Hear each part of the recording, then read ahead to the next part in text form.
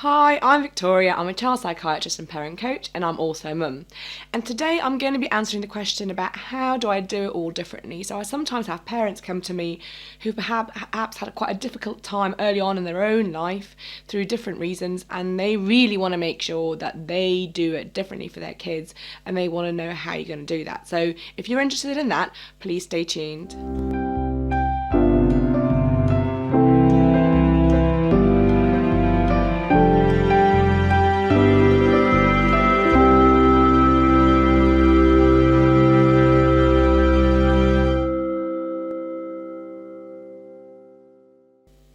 The important thing to understand is that it might not be in the doing. I think often parents imagine that it's their actual physical approach to their child, and obviously some of it is. Some of it is the actual behaviour you have towards your child. You know, if you experienced violence, then obviously you're going to decide to not hit your own child. So some of it is the doing and the behaviour in that sense. But actually, what is really important to understand is if you have had a difficult upbringing, especially one that involves any kind of trauma, violence, anything like that, it is likely to have affected your own not ability to have relationships, but the way you have relationships, so the attachment that you develop yourself. It's more likely to be an insecure type of pattern. And if you've experienced things like fear, you know, especially if you're living in a violent household, you'll probably develop some things like hypervigilance and other sort of anxiety-like traits. And some of those things, they really sit at a visceral level. So it's hard to just change it because it's almost sitting deep down in your mind and deep in your body. And sometimes what happens is your child just evokes that without you really wanting it to happen. It just kind of comes out.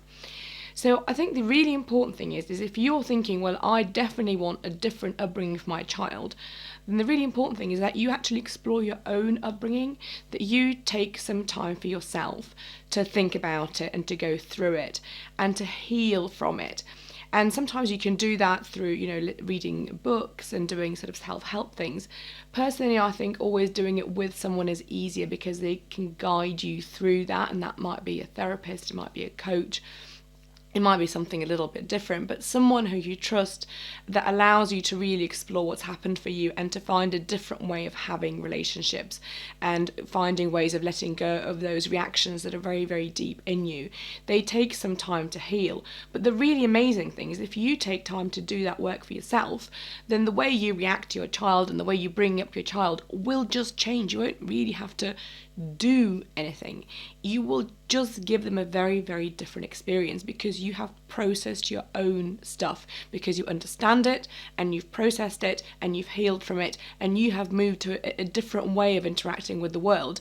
And because you moved on to a better way of interacting in the world that's perhaps more regulated, that perhaps is just less scary, actually your child will just experience that. It won't be in words, it won't be in actions, it will just be their experience.